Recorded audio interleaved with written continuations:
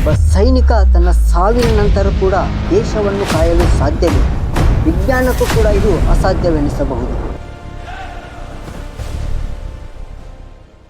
ಆದರೆ ನಮ್ಮ ಭಾರತದ ಗಡಿಯಲ್ಲಿ ಇಂದಿಗೂ ಒಬ್ಬ ಸೈನಿಕ ಸತ್ತ ಮೇಲೂ ತನ್ನ ಕರ್ತವ್ಯವನ್ನು ನಿಷ್ಠೆಯಿಂದ ನಿರ್ವಹಿಸುತ್ತಿದ್ದಾರೆ. ಚೀನಾ ಸೈನಿಕರಿಗೂ ಕೂಡ ನಡುಕ ಹುಟ್ಟಿಸುವ ಭಾರತ ಸೈನಿಕರ ಪಾಲಿನ ದೈವವಾಗಿರುವ ಈ ಸೈನಿಕನ ಹೆಸರು ಬಾಬಾ ಹರ್ಭಜನ್ ಸಿಂಗ್. ಇದು ನಾವು ಈ ಅದೃಶ್ಯ ಸೈನಿಕನ ನಿಗೂಢ ಮತ್ತು ಭಕ್ತಿಪೂರ್ವಕ ಕಥೆಯನ್ನು ತಿಳಿಯೋಣ. ಹರ್ಭಜನ್ ಸಿಂಗ್ ಅವರು ಆಗಸ್ಟ್ 30, 1946ರಂದು ಪಂಜಾಬ್ನ ಅಂದರೆ ಈಗಿನ ಪಾಕಿಸ್ತಾನದ ಸದ್ರಾನ ಗ್ರಾಮದಲ್ಲಿ ಜನಿಸುತ್ತಾರೆ. 1966ರಲ್ಲಿ ಅವರು ಭಾರತೀಯ ಸೇನೆಯ ಪಂಜಾಬ್ ರೆಜಿಮೆಂಟ್ಗಾಗಿ ಸೈನಿಕನಾಗಿ ಸೇರ್ಪಡೆಗೊಳ್ಳುತ್ತಾರೆ. ಶಿಸ್ತು ಮತ್ತು ದೇಶಪ್ರೇಮಕ್ಕಾಗಿ ಹೆಸರಾಗಿದ್ದ ಇವರು ಸಿಕ್ಕಿಂನ ಗಡಿಯಲ್ಲಿ ತಮ್ಮ ಸೇವೆಯನ್ನು ಪ್ರಾರಂಭಿಸುತ್ತಾರೆ. ಆದರೆ ವಿಧಿಯ ಆಟ ಬೇರೆನೇ ಇತ್ತು. ಅಕ್ಟೋಬರ್ 4, 1968ರಂದು ಕುದುರೆಗಳ ಮೇಲೆ ರೇಷನ್ ಸಾಗಿಸುತ್ತಿದ್ದಾಗ ಹರ್ಭಜನ್ ಸಿಂಗ್ ಅವರು ಆಯ ತಪ್ಪಿ ಆಳವಾದ ಒಂದು ಕಂದಕಕ್ಕೆ ಬಿದ್ದು ಹೋಗುತ್ತಾರೆ. ಪ್ರವಾಹಕ್ಕೆ ಸಿಲುಕಿ ಅವರ ದೇಹ ಕೊಚ್ಚಿ ಹೋಗುತ್ತೆ.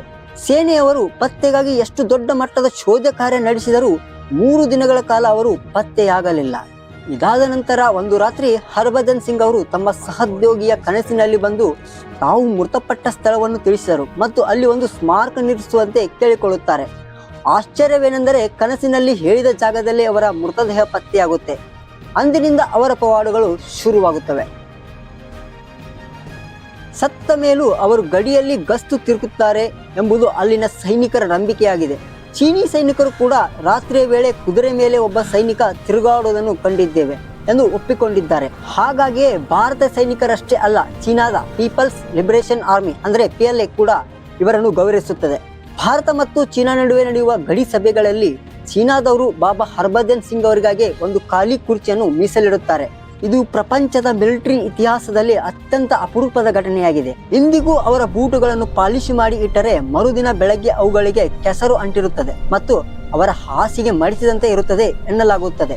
ಹಾಗಾಗಿ ಬಾಬಾ ಹರ್ಭಜನ್ ಸಿಂಗ್ ಅವರಿಗೆ ಪ್ರತಿ ತಿಂಗಳು ಸಂಬಳವನ್ನು ಕೂಡ ನೀಡಲಾಗುತ್ತಿತ್ತು ಮತ್ತು ಅವರಿಗೆ ರಜೆ ಕೂಡ ಪ್ರತಿ ವರ್ಷ ಸೆಪ್ಟೆಂಬರ್ 14ರಿಂದ ಅಕ್ಟೋಬರ್ 15ರವರೆಗೆ ವಾರ್ಷಿಕ ರಜೆ ನೀಡಲಾಗುತ್ತಿತ್ತು.